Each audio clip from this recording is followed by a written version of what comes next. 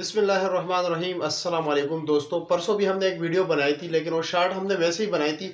ये है बेलगिरी। अगर आपके वालिदैन या आपके घर में से आपके अड़ोस पड़ोस में कोई बुजुर्ग जिसको जो है ना जोड़ों की दर्द की बीमारी है, तो ये जोड़ों के दर्द के लिए काफ़ी मुफीद है।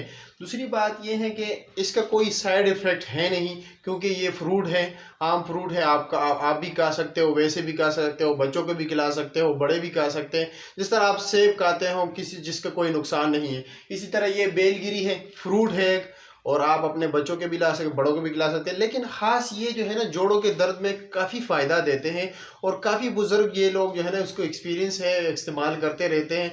हमें अक्सर औकात फ़ोन आते रहते हैं, ना हम इसका बिज़नेस करते हैं ना कुछ और करते हैं। ये किसी के लिए हमने ऑर्डर पे मंगवाया है, लेकिन अक्सर लोग ये चाहते हैं कि हमें मिल जाए। कोई मुल्तान से फ़ोन करता है, कोई रहीम यार खान से, मुख्तलिफ इलाकों से फ़ोन करते हैं। तो ये आपके सामने ये बेलगिरी पड़ा हुआ है। ये जोड़ों के दर्द के लिए जो है ना काफ़ी मुफीद है।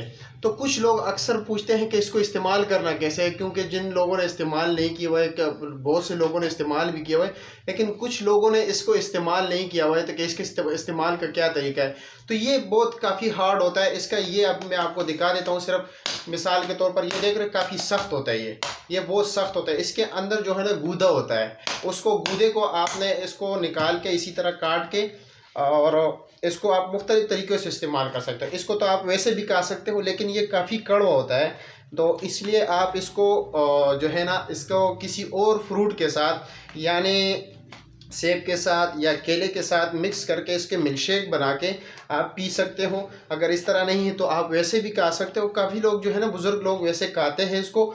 या ये काफ़ी सख्त होता है इसका छिलका, क्योंकि ये इसके मैं अभी आपको दिखा देता हूँ कि इसके अंदर क्या होता क्या है और ये कैसे होता है। इसको मैं ज़रा काट दूँ।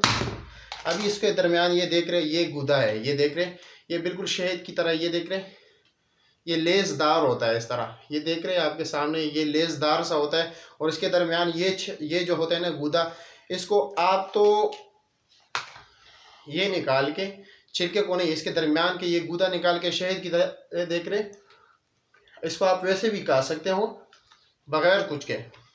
मतलब ये इसका जो लेस होता है ये मीठा होता है, लेकिन बाकी जो होता है ना इसका थोड़ा ये देख रहे हो बिल्कुल शहद की तरह ये।